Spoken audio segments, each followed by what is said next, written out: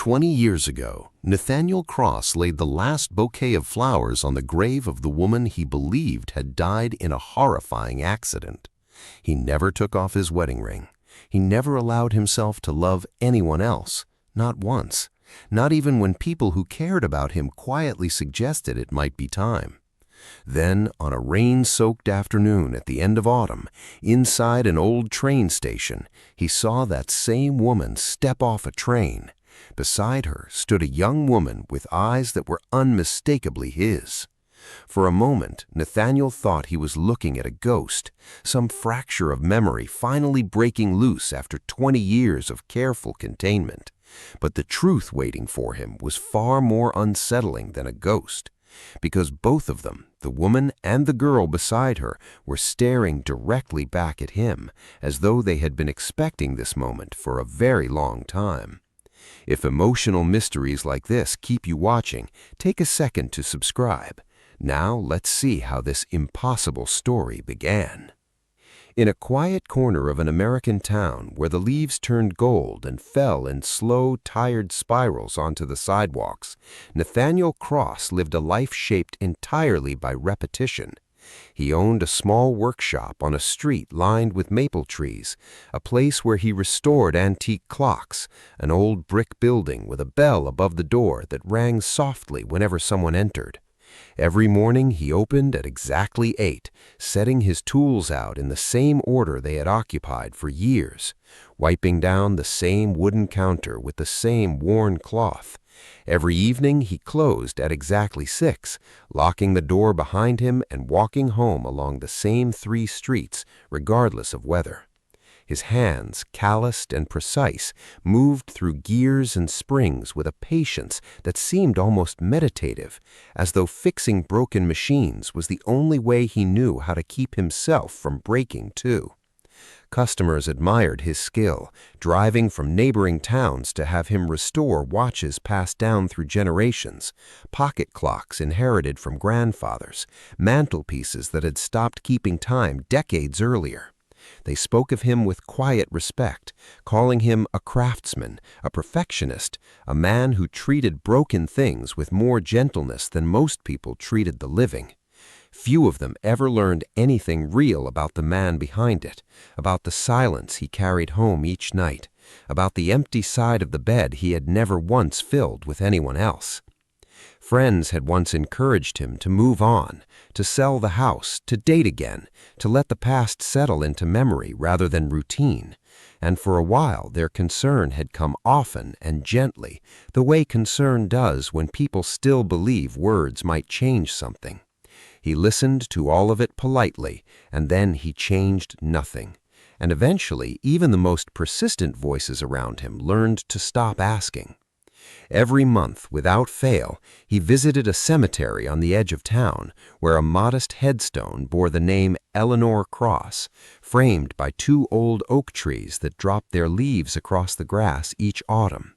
He replaced the flowers himself, kneeling in the damp earth with the quiet devotion of a man who had never learned how to stop, brushing dirt from the letters of her name with the same careful attention he gave to the smallest gears in his workshop. He spoke to her sometimes, quietly, about nothing important, about the weather, or a difficult repair, or a customer who had reminded him of something she once said. He never once suspected that the woman he spoke to in that cemetery had never actually been buried beneath the ground he knelt upon. The people in his life had long since accepted that Eleanor's death was a closed chapter, a tragedy from 20 years past involving a train accident that had taken her from him without warning. One of those stories towns absorb quietly and rarely mention again.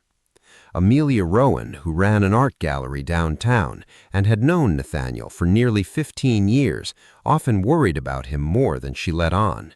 She brought him dinner on nights she suspected he had forgotten to eat, leaving containers on his porch without knocking when she sensed he wanted solitude more than company. She sat with him in silence when words felt unnecessary, understanding instinctively that comfort sometimes meant simply staying rather than speaking. She loved him in a way she had never spoken aloud, aware that his heart belonged to someone who existed only in photographs now, and she had made peace, or something close to it, with loving a man who could not love her back the same way. On an ordinary afternoon, gray light filtering weakly through the workshop windows, the bell above the door rang and a stranger stepped inside. He was an older man with sharp eyes and an unreadable expression, dressed as though he had walked out of a courtroom rather than off the street, his coat too formal for the weather, his posture too deliberate for a casual visit. He did not ask about clocks. He did not browse the shelves lined with pocket watches and mantelpieces in various stages of repair. He simply looked at Nathaniel for a long moment, as if measuring something invisible between them, something only he seemed to be able to see, and then he spoke a single sentence before turning to leave. "Some people who die are not actually dead." The door closed behind him before Nathaniel could ask what he meant. The bell ringing once more into the sudden silence of the shop, and the words settled into the workshop like dust that refused to fall, drifting through Nathaniel's thoughts afterward. No matter how hard he tried to dismiss them as the ramblings of a strange old man, he told himself it meant nothing. He told himself the same thing every night for a week, and every night the sentence returned anyway, quiet and persistent, refusing to be forgotten. A week later, Nathaniel traveled across town to deliver a restored pocket watch to a client who lived near the old train station, a place he rarely visited because of what it represented to him, the last place he had ever spoken to Eleanor before the accident that took her. The platform was crowded that afternoon, commuters moving in every direction beneath a thin curtain of rain, umbrellas bobbing like dark flowers above the crowd, the announcement system crackling overhead with departures and delays. He stood near the ticket booth, watching the arrivals board flicker with new numbers, the watch wrapped carefully in his coat pocket, when something in the corner of his vision made him stop breathing entirely. A woman had turned her head towards him from across the platform, and for one suspended second, the entire world seemed to lose its sound, the announcements fading, the footsteps disappearing, the rain itself seeming to pause mid-fall. It was Eleanor, not a memory of her, not a resemblance, but her actual face, older by 20 years, yet somehow untouched by the passage of time in the ways that mattered most. The same slight tilt of her head, the same careful stillness in her shoulders. Nathaniel's hands went cold around the small box he was carrying, and his mind refused to accept what his eyes were telling him, because the woman standing 30 feet away was supposed to be buried beneath a headstone he visited every single month. Her eyes held the same quiet intensity he remembered from their wedding day, the same searching expression she used to give him across crowded rooms when she wanted to leave a party early without saying so aloud. Her posture carried the same careful stillness she always had in crowded places, a way of holding herself that made her seem both present and slightly apart from everything around her. Nathaniel's legs would not move at first, his entire body frozen somewhere between disbelief and a desperate aching hope that refused to be reasoned with, no matter how impossible the sight in front of him seemed. Beside her stood a young woman who could not have been older than 22, dressed in a plain wool coat, her expression calm in a way that felt almost rehearsed, a composure that seemed unusual for someone standing in the middle of a crowded, noisy station. Nathaniel's gaze moved to her face, and then involuntarily to her eyes, and something inside his chest folded in on itself, the box in his hands nearly slipping from his fingers. Those eyes were his, not similar to his, not reminiscent of his, but identical in shape and color to the ones he saw in the mirror every morning of his life. A detail so precise it felt like looking at his own reflection wearing a stranger's face. He opened his mouth and said Eleanor's name into the noise of the station,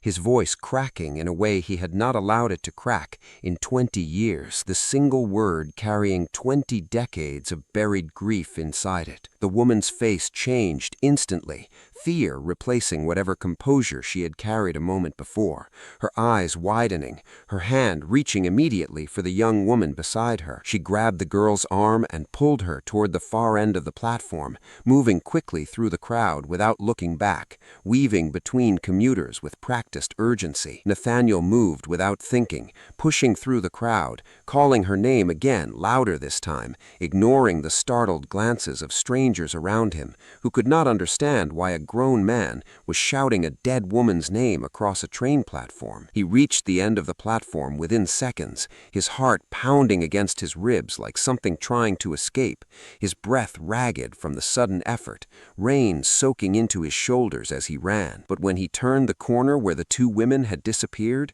there was nothing there but an empty hallway and the fading echo of footsteps on wet concrete. No trace of them anywhere, as though the station itself had swallowed them whole. He stood there for a long time after that, rain misting through an open vent above him, his reflection faint and broken in the polished metal of a departure screen, his own face staring back at him, looking older and more haunted than he remembered ever looking before. He told himself it was impossible, that grief could conjure faces out of strangers, that 20 years of unresolved mourning could make a man see things that were not real, that his mind had simply constructed the resemblance out of longing rather than fact. But he had seen her eyes, he had seen his own eyes staring back at him from a stranger's face, and no amount of rational explanation could quiet the storm those two facts had created inside him, a storm that followed him home and refused to settle for even a single hour that night. In the days that followed,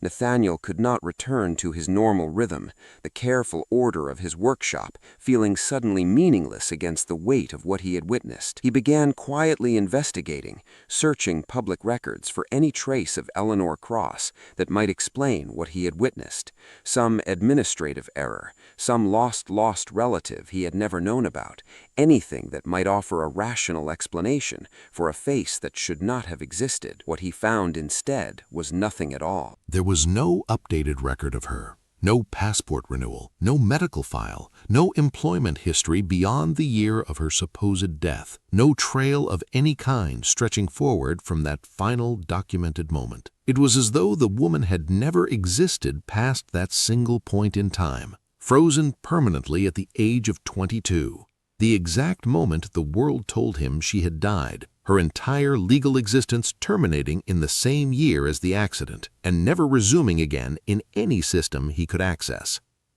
He drove to the courthouse where her death certificate had been filed 2 decades earlier, hoping to find some clerical detail he had missed the first time, some overlooked footnote that might explain the impossible sighting at the station. The clerk who helped him seemed uneasy the longer he asked questions, glancing repeatedly toward a supervisor's office, as though hoping someone else might intervene. Eventually, the clerk admitted that certain portions of the file had been sealed under a legal request he was not authorized to discuss, a detail that sent a fresh wave of unease through Nathaniel's chest. Nathaniel pressed for a name, refusing to leave until he received something more than vague deflection, and the clerk, glancing around the room as though someone might be listening, finally offered one, Julian Mercer, a well-known attorney whose name Nathaniel vaguely recognized from local legal circles, a man rumored to specialize in cases that required absolute discretion, the kind of lawyer people hired when they needed problems to disappear quietly and permanently. Julian did not wait to be found. He appeared at Nathaniel's workshop only 2 days later, stepping through the door with the same unreadable calm the stranger had carried weeks before. Though this time Nathaniel recognized something familiar in his face, an old photograph glimpsed once at Eleanor's funeral, a lawyer who had handled her estate all those years ago. Julian's first words were not a greeting, his expression grave, his voice low and deliberate. He told Nathaniel quietly and firmly to stop searching for her. Nathaniel asked why, his patience thin after weeks of confusion, demanding some explanation for a warning that only deepened his suspicions rather than easing it. Julian offered no explanation, only a warning wrapped in the practiced diplomacy of a man accustomed to protecting secrets that were not his own to share. repeating that some doors were better left closed for everyone's sake. Rather than deterring him, the encounter deepened Nathaniel's suspicions into something closer to certainty, the lawyer's careful evasiveness only confirming that something significant was being hidden from him. He began watching Julian's movements with the same patience he applied to repairing delicate machinery, noting the attorney's routines, his office hours, the bank he frequented every month on the same date without fail. It was through a records request, one that took considerable effort and a favor from an old friend in finance, that Nathaniel discovered something impossible to ignore. For 20 consecutive years, Julian Mercer had authorized a recurring transfer to an account under a name Nathaniel did not recognize, a payment that had never once missed a month since the year Eleanor supposed died, arriving with the same unwavering consistency as a heartbeat. The discovery sat in Nathaniel's mind for days, refusing to resolve into any explanation that did not point toward the one possibility he had barely allowed himself to consider. Desperate for answers, Nathaniel made a decision he never imagined himself capable of making. Late one evening, when he knew Julian's office would be empty, he let himself inside using a spare key he had once been given for an unrelated legal matter years earlier, his conscience arguing against the choice, even as his hands moved forward with it anyway. The office was quiet, lit only by the amber glow of a street lamp through the window, rows of filing cabinets standing like silent sentinels along the walls. Nathaniel moved through them with the same careful precision he used on antique gears, searching for anything that might explain the transfers, the sealed records, the woman on the platform who wore his dead wife's face. In a locked drawer at the back of a private cabinet, hidden behind years of unrelated case files, he found a box far heavier than its size suggested.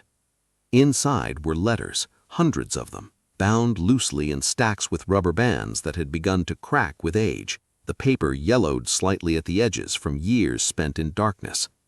He counted later in disbelief, more than 300 separate letters, all written in the same handwriting he recognized instantly as Eleanor's, the same careful slant she had always used, the same small looping signature at the bottom of every page. None of them had ever been mailed. None of them bore a stamp or address, only her handwriting filling page after page with words meant for him and never delivered. Each one began the exact same way, with 4 words that broke something open inside his chest the moment he read them. Nathan, if you ever read this. He sat on the floor of that office for over an hour, reading letter after letter by the dim light of his phone. Each page, a fragment of a life he had never known continued to exist, a parallel existence unfolding somewhere he had never been allowed to see. She wrote about missing him during holidays, describing empty rooms and quiet evenings spent thinking of traditions they used to share. She wrote about a small apartment in a city she never named directly, careful even in private letters never to reveal exactly where she had gone.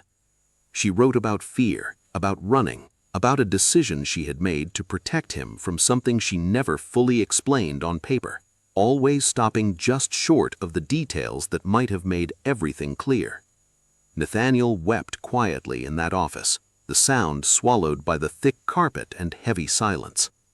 Grief and fury tangled together in a way he had no language for. 20 years of assumed loss, suddenly rewritten into 20 years of deliberate absence. The final letter in the box was dated only a few years back, shorter than the others, written in a hand that trembled slightly at the edges, the handwriting less steady than in the earlier pages. It contained no elaborate explanation, no apology, only a single sentence that Nathaniel read over and over until the words blurred together on the page. "She's grown now," it said. Nothing more. No context, no name attached, and yet the meaning arrived instantly and completely. Nathaniel understood immediately who the letter meant, and the realization landed in his chest like a stone dropped into still water, rippling outward into every corner of the life he thought he had understood, reshaping 2 decades of memory in a single silent moment. Enjoying the story so far?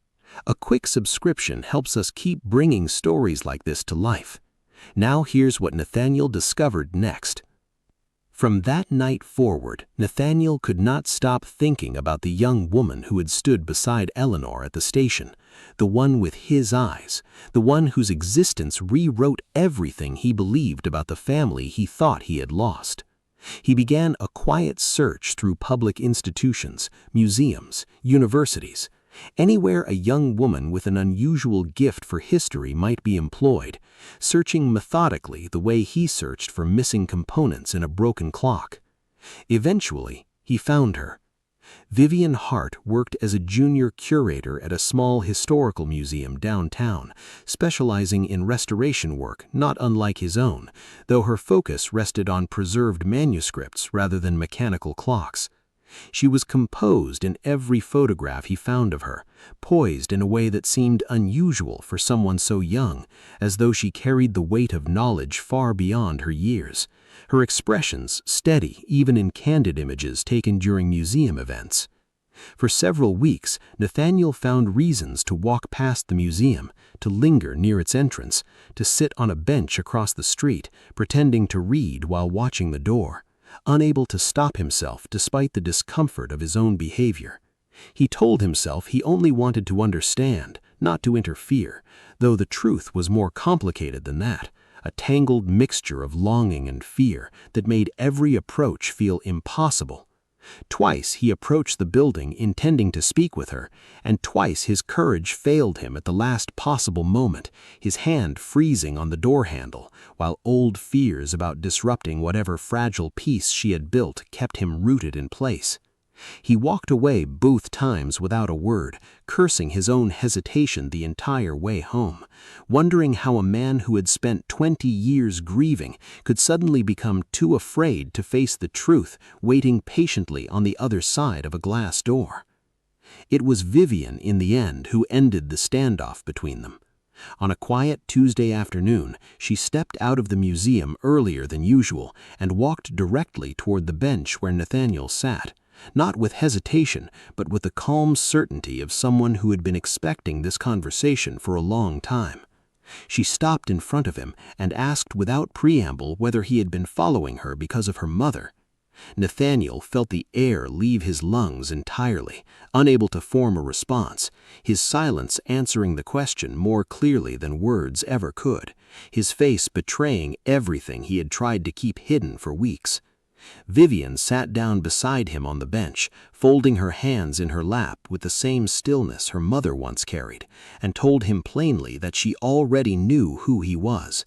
She said she had known his face for years, not from memory, but from photographs kept carefully in a drawer she was never supposed to find, images she had discovered as a teenager and studied in secret for years afterwards.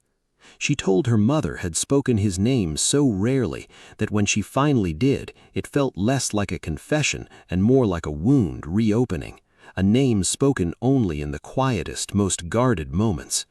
Nathaniel asked in a voice barely above a whisper whether Eleanor was truly her mother, needing to hear the words spoken aloud even after everything the letters had already told him, and Vivian answered with a single, unwavering yes. Over the following hour, sitting together on that bench as the afternoon light thinned into evening, Vivian told him a story that rearranged everything Nathaniel believed about his own life.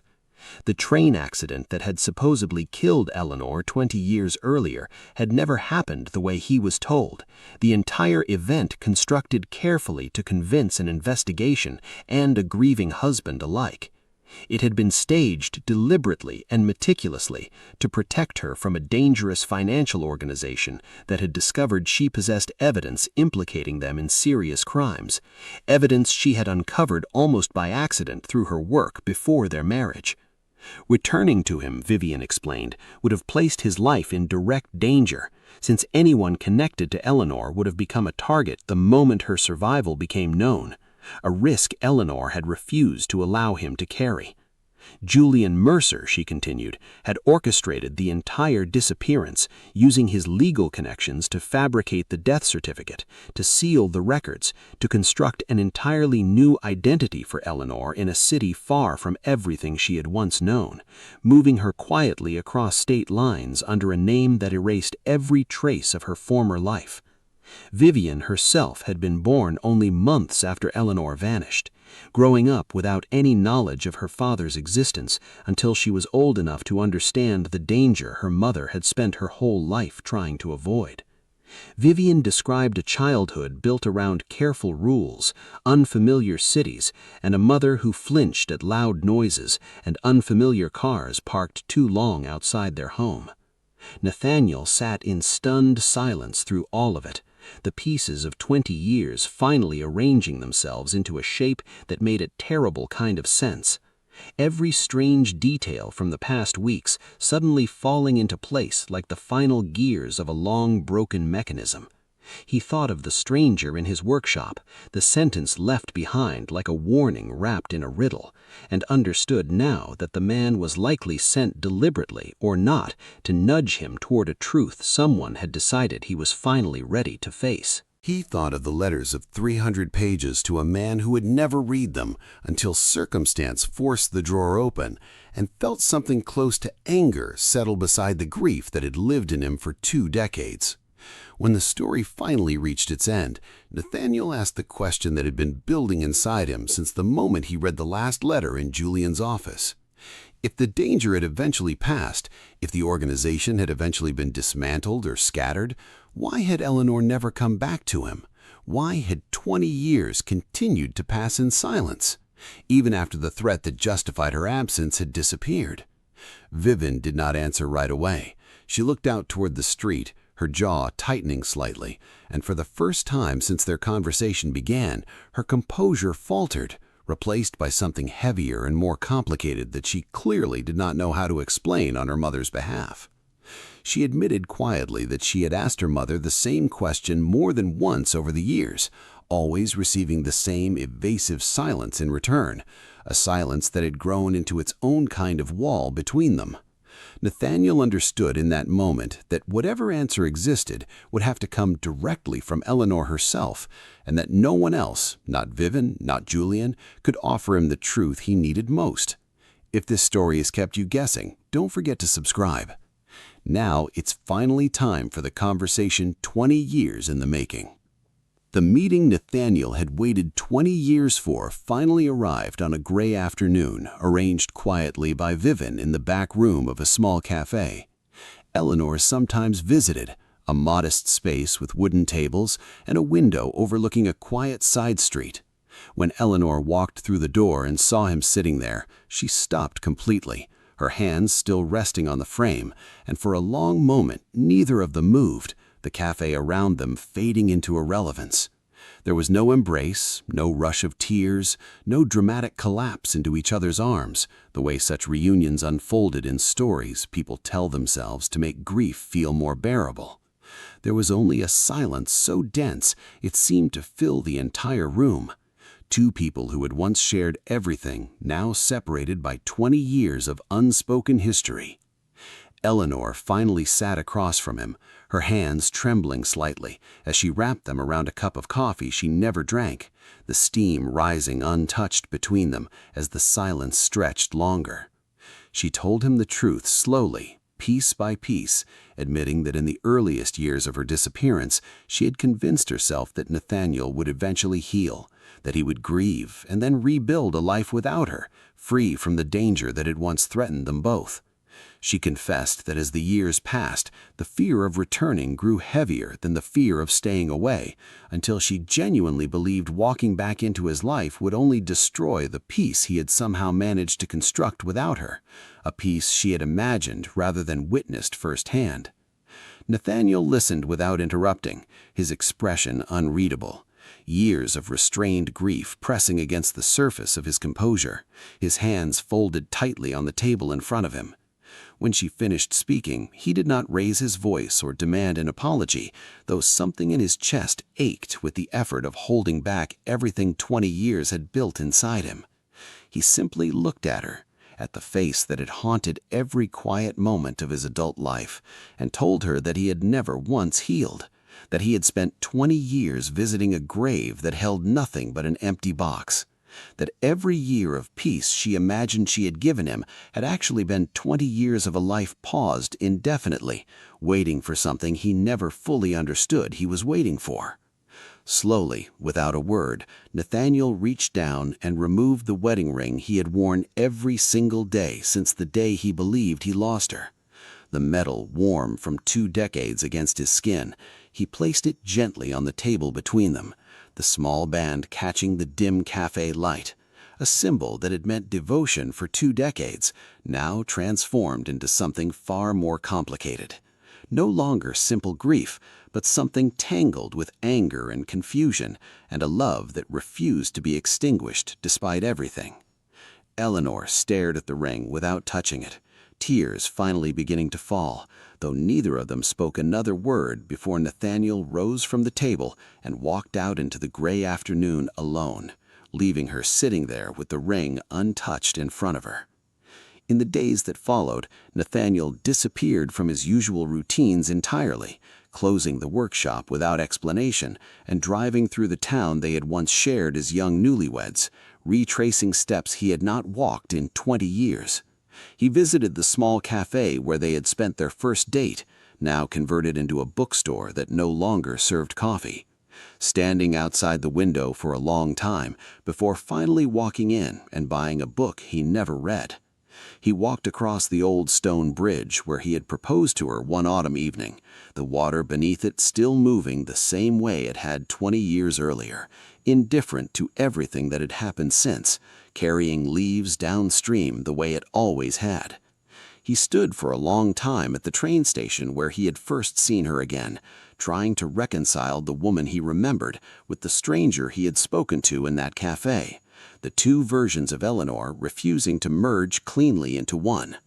While Nathaniel wandered through the fragments of their shared past, Eleanor made a decision she had made once before, under similar circumstances, convinced that her presence in his life had only reopened wounds better left closed. Believing that disappearing a second time might spare Nathaniel further pain, she began quietly arranging to leave the country again, contacting old contacts and preparing documents with the same careful precision Julian had once taught her decades earlier. Vivian discovered the plan almost by accident, finding a packed suitcase and a set of travel documents hidden beneath her mother's bed, and the discovery ignited an argument between them unlike any they had ever had before. Vivian insisted that running was no longer protecting anyone, that it had only ever protected Eleanor from having to face what she had done, her voice rising for the first time in years of careful, guarded conversations between them. Nathaniel learned of Eleanor's plan from Vivian herself, who called him with a shaking voice and told him the flight number and departure time without waiting to be asked, her own fear of losing her mother again, overriding whatever hesitation she might otherwise have felt. He arrived at the airport with barely enough time to think, moving through the crowded terminal with a desperation he had not allowed himself to feel since the day he lost her the first time, weaving between travelers and luggage with single-minded urgency. He found her near the security checkpoint, suitcase in hand, her eyes widening in disbelief as he approached, and for a second time in his life, Nathaniel Cross stood face to face with a woman he refused to lose again, refusing this time to let silence or distance stand between them. He did not raise his voice or plead with her the way desperation might have demanded, though every part of him wanted to. He simply asked her one question, quiet and direct, cutting through everything else that had gone unsaid between them for 20 years, the words carrying more weight than any argument could have carried. He asked whether she still loved him.